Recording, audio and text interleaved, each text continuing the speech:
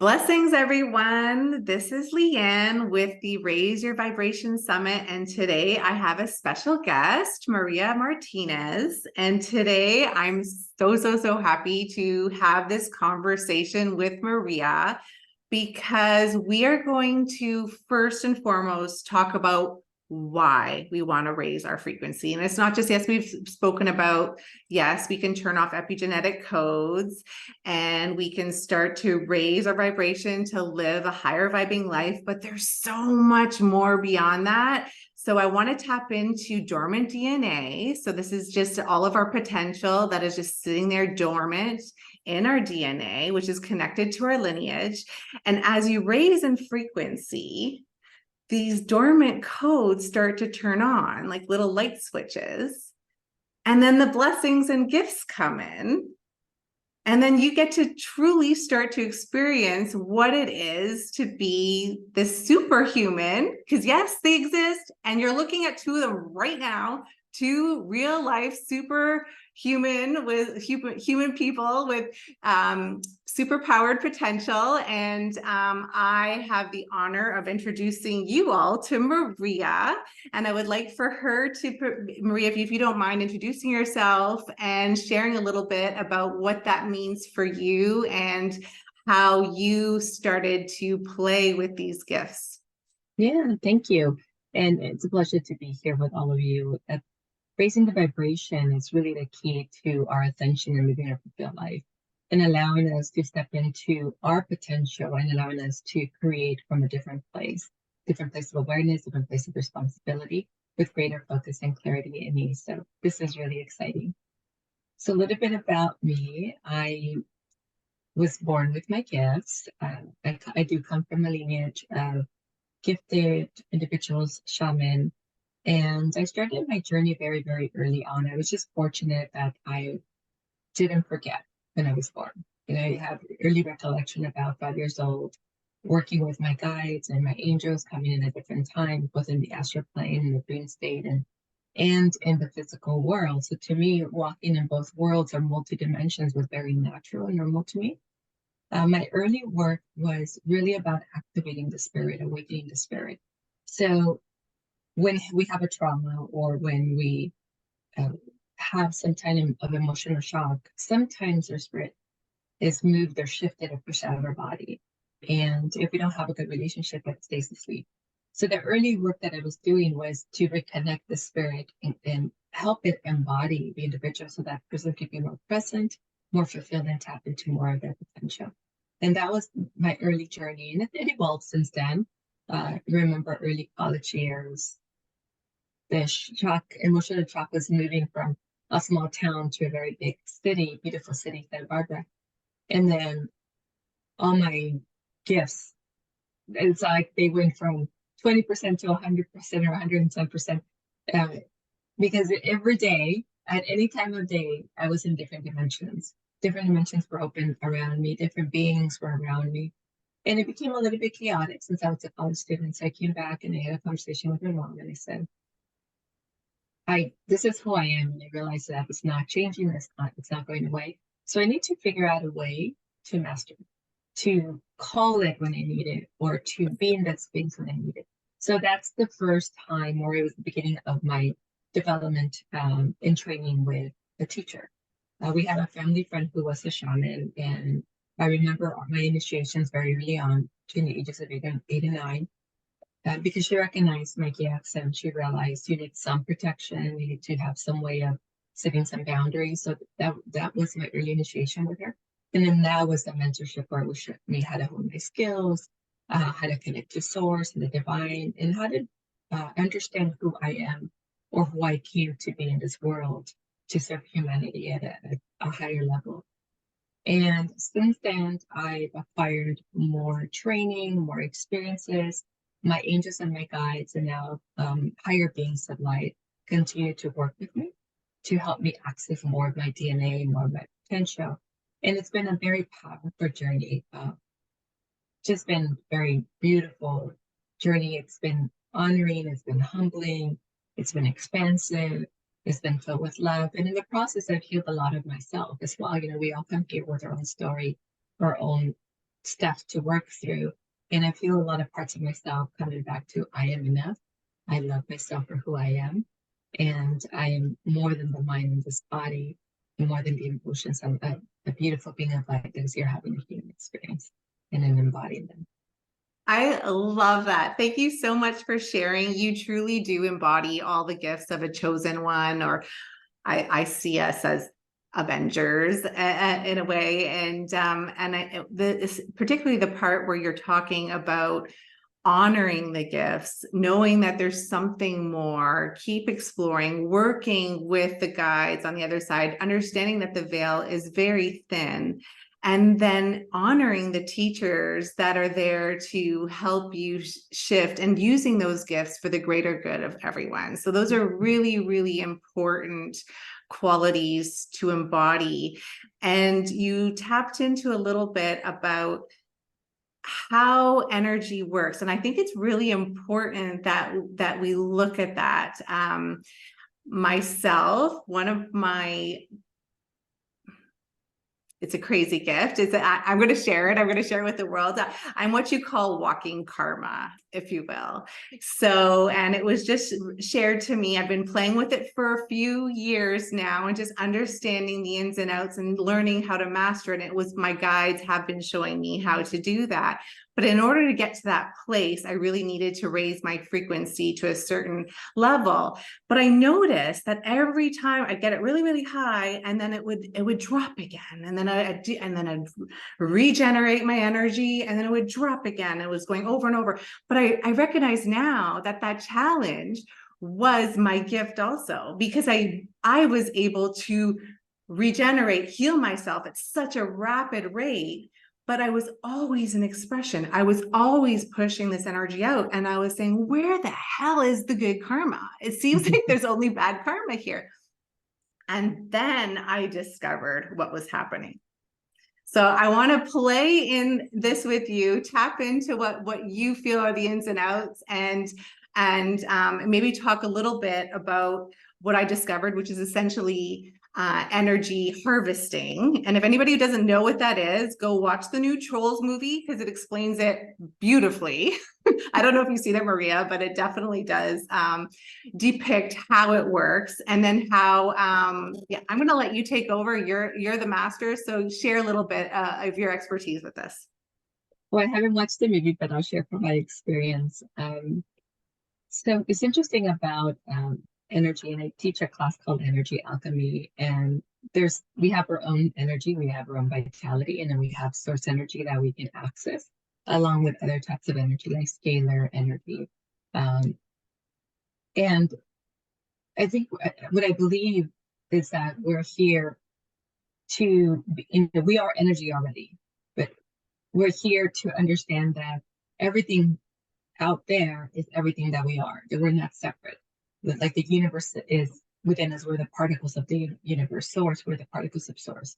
So when it comes to energy, energy is light and frequency, and it's in a pure form. And when we move out of our alignment, or when we move out of the state of awareness or authority or responsibility, then we're using our own vitality, which is limited, our own energy source that is limited. Then we can step back into alignment. Now we have this endless flow. We have our own energy, but we have this endless flow of light that is flowing through us that doesn't diminish. So as an example, if we got in front of a large group of people and we did say a power 7-day retreat, and we were using source energy, we walked out of there refreshed. We walked out of there as if we just walked in and we just got up in the morning. So in terms of the way I teach my clients to choose energy, is first to tap into your own energy, see where you are, and notice what's in the way of you actually holding the highest frequency of your own energy, because a lot of that has to do with your belief system, your emotions, and the karma that you're working through. And then be with that, with your energy, and then you begin to amplify that as you begin to align with the divine within you, which is remembering that you are divine perfection, remembering that your source energy. And that amplification may happen from within, or maybe happen as you pull in source energy into your field. It's like, so I'm getting this picture. when you decide to become one with all that is available to you. It's your light, and then it feels like from within there's an amplification, but there's also an amplification from around, which is everything that you are in source coming in. And as the expression of energy, the more we focus on being the highest version of ourselves, the brighter that energy, the easier that energy flows, the less gets attached in our energy field, the less we take on from the environment and from the people around us. But also, the more we align and embody and recognize that there's source within us and also source all around us, that we become sort of this big, beautiful lantern, like like the lighthouse. It can shine in the darkness, it can shine in deep fog, and we become that light for everybody around us. So in a way, we're anchoring that frequency into the space that we're in, and we're inviting other people to come and step into that with us. And as they step into us, they're gradually beginning to see themselves as light, see themselves as possibility, see themselves as source universe, see themselves as the expression of who they're meant to be here in the world, and then begin to shed all of the density that in the story that they have been playing out. So they start moving out of the illusion, out of the programming, and into the light, into pure consciousness, pure possibility, and pure potentiality. So I hope that answers your question. Oh my, you worded it so beautifully. That's exactly it. And that's why it's so important to stand in your light, and so that you can be that reflection, because everyone is part. So I really love how you also bridged it into what we call as our home frequency or essence, and then into the lighthouse example. That truly well said. And let's bridge that into how you have two children, or three children, sorry. I have two little girls, and I truly believe that these children are just so quick.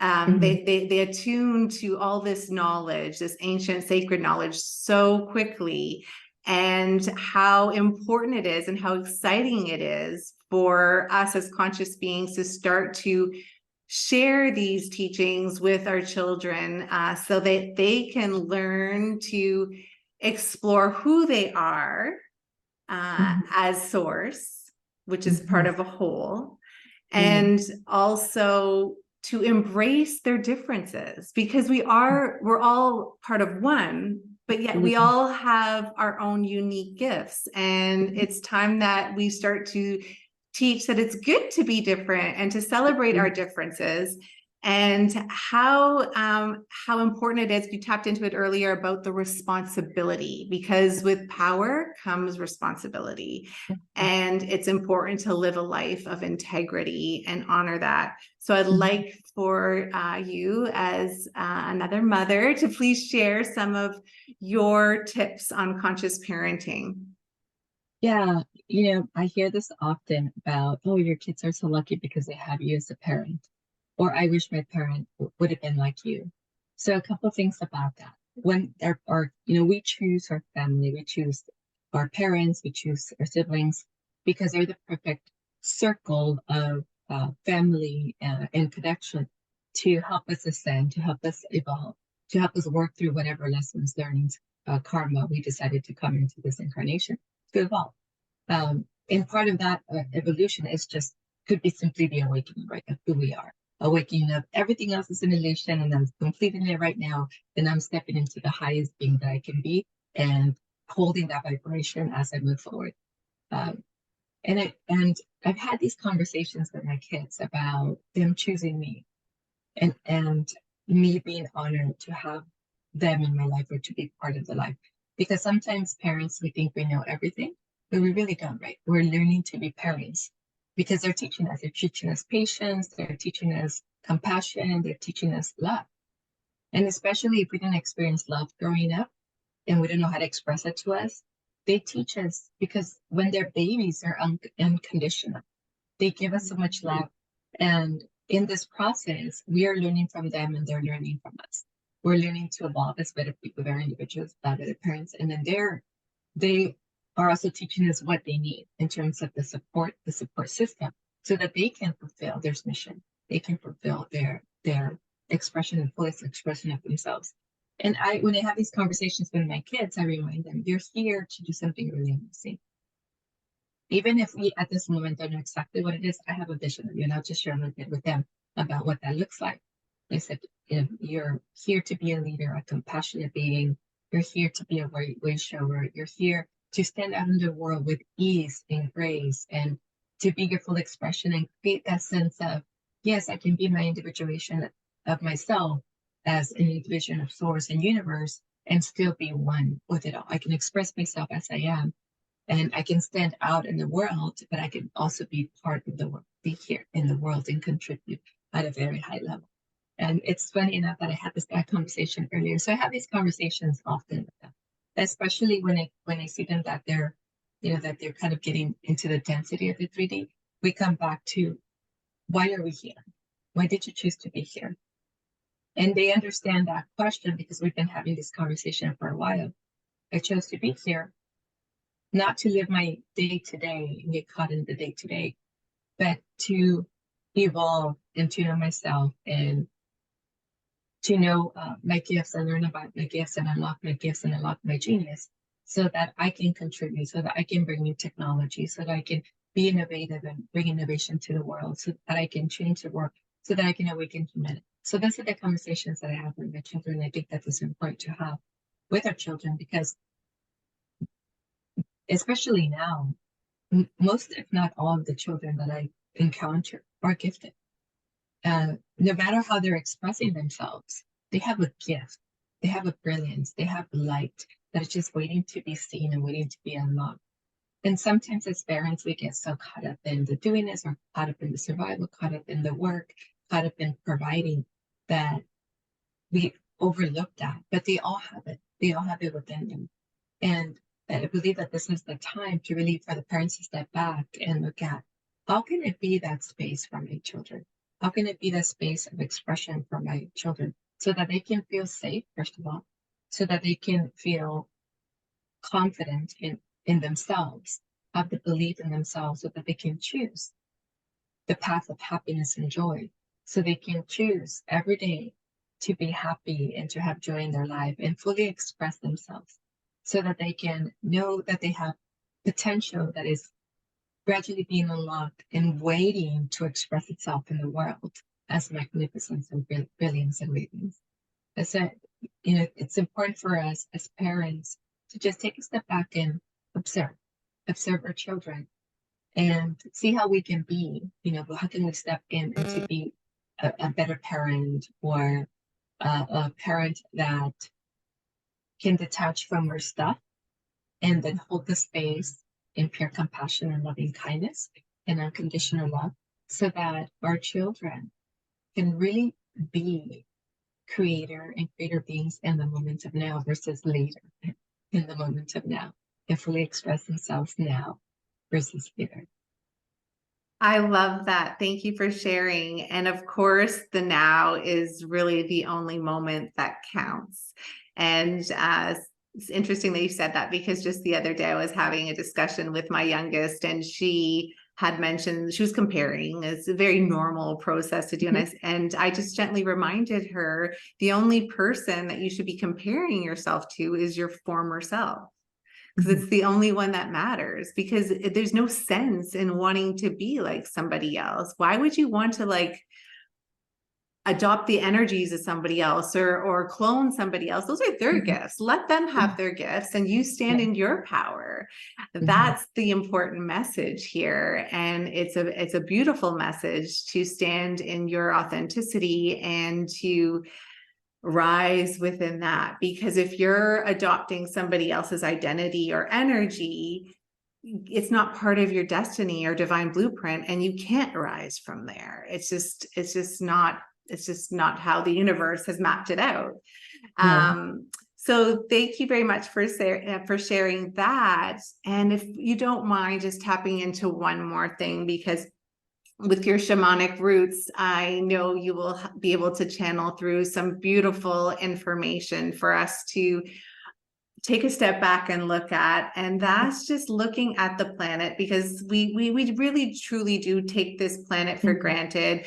Some of us in the shamanic world refer to Mother Earth or Gaia, Terra, because Earth does hold consciousness as well. Earth is an energy, and Mother Earth, if you will, is ascending or raising in frequency also. And what that means for Earth, and how all these natural disasters is like the unraveling of that karma, if you will, and all those old storylines that are just deraveling and starting to shift into a higher vibration. So I'm going to hand it over to you and let you reflect on that. Give us your beautiful interpretation or reflection from that. Yeah, so the first message is coming through, and we talked a little bit about this earlier. Everything is in the now, right? We are in the now. So we talk about our journey, and the same thing for Mother Earth, going on the journey. And when we say the journey, that becomes part of the story, it becomes part of the illusion. So we want to remember that we are now. We are the highest frequency now. And that's what we really want to embody, the highest frequency now. And that's the same for Mother Earth. Everything is in the now. She's already in the highest frequency. And the illusion is what's being recalibrated on her. Because we're creators. You and I are creating in this moment. We're contributing to Mother Earth. We're contributing to the field. And everyone on Earth has contributed to everything you just described, the natural disasters, just the shifts in the world. We're contributing from fear, doubt, scarcity, from not knowing, from being asleep. And there are so many more of us that are awake, that are anchoring the knowing into now and moving into the now versus the future when that comes. And Mother Earth is the same. She is in the now. So everything that we are and everything that's divine perfection is in the now. And we're moving through the letting go. We're moving through the frequency of what was and allowing us to move into, I am the embodiment of my pure potentiality. And, as I'm speaking, I can see also Mother Earth say, like silver green, and I can see the light and the radiance of Earth already in the space of I am divinely perfect now. So if we all start feeling and thinking about the awakening and moving into our own awakening, moving into our own mastery, moving into responsibility, moving into creation, moving into we are the masters of our destiny, then what we perceive as this timeline of getting actually moves into alignment. So it's like the illusion and the truth move into the same alignment. And then here we are in the moment of now. And so what's also coming through, and this is more of advice, right? Advice of observative practice. When you think about where you're going, instead of thinking of where am I going, think about where I am. I am now. And then envision what is that thing that in the future you're trying to get to, and be in that place now. Whether it's peace, whether it's success, whether it's prosperity, whether it's a healthy body, whether it's a loving relationship, be in that in the now. So now we're collapsing time zones that we're doing that. We're breaking down the illusion of having to get there, the condition of having to get there, the programming that takes a while to get there. So now we're in the now. And again, we're shifting into the now also with Mother Earth. So also the illusion around her breaks down. And then we move into life is beautiful, life is perfect, life is amazing. We are creating, and we're creating more of what we truly desire in this moment of now. Beautifully channeled. I love it. And it is so true, because when you do center yourself, I've noticed myself, and it is the one thing that we can control, is get to know your energy, get to know your home frequency, start to play within that in the now moment. And if you can raise it and explore what that is outside in nature. And because going for a walk in a lower vibration is very different than going for a walk in a higher vibration. The colors become more vibrant. The sounds are more clear and crisp. The smells are more, all your senses are heightened. And it truly does change that human experience in the now. So thank you for channeling that beautiful message and for sharing all your gifts. Do you have any final messages that you would like to share to motivate the world? Because there is one thing that is coming up, and this is in connection to what we're talking about, Mother Earth. So this is about the embodiment of source energy, our pure intelligence, and also the embodiment of where we are in this moment of now with Mother Earth. And just to move the energy from Mother Earth up through our feet, all the way up to our heart space, and then cycle it back down. And the same thing with source, divine pure intelligence, moving through all the way to the root and then back out. And then the cycling in energy helps our divine essence also expand and amplify into the light. So it feels like communion. It feels like connection. It feels like divine partnership when we're in that space. So I encourage you to acquire or set up a practice that allows you to connect to the divine being within you, the divine intelligence within you first, and then running source energy, connecting to Mother Earth and the divine, and then being in the space of divine partnership, because in that divine partnership, also you realize you're not alone. So this is the motivation that is coming in, right? If you knew you couldn't fail, what would you do, right? You're in divine partnership, Mother, Source, Universe, all supporting you on your divine path. If you knew you couldn't fail, what would you be doing now? What steps will you take forward? What integrity, level of integrity would you embrace? What power of manifestation would you step into? What actions would you take in every area of your life? So if you knew you couldn't fail, again, we're moving out the illusion and the fear and the doubt, and we're moving into this clear path forward. And we have the end goal there, which is actually moving toward you, because we realize everything is the moment of now. Take action. Beautiful. Take action. I love it, Maria. Thank you so very much for sharing all this beautiful knowledge with us. Ask those questions. I invite you to ask those questions. Those are great questions to ask. Get to know your home frequency. If you are looking for a guide or a mentor, ask the intelligence within you, and that teacher will come. And never underestimate truly how powerful you are when you tap into the source that you are, which is whole and complete, pure essence of love and 963 scalar. So thank you again. I honor you, Maria, and thank you everyone for listening in to this interview. And if you'd like to meet with Maria, do you want to tell us a little bit about your business, Maria? Yes, I specialize in human potential activation, wealth consciousness activation, and business coaching. My website is 360 Prosperity, and I do one-on-one sessions as well as group coaching. And I love to work with people who are ready, like they're ready to take action. They're ready to go bigger. They're ready, and I mean ready in any area of their life. So they're ready to fully embody who they are. They're ready to create a bigger version of themselves to serve at a bigger level. If they're ready to change everything about how they've been showing up in the world to amplify their gifts and their talents, and also their contribution to the world. So focus, high performance individuals who are just ready to create a deep impact in the world. I love it. And I'm ready to work with you one day. And we're going to work on maybe a little program that we can do to help other parents who want to explore how they can share this wisdom with their children and guide them into their highest potential. Beautiful. All in. Yes. All right. Well, thank you everybody for your time. And I wish you a very high vibing rest of your day.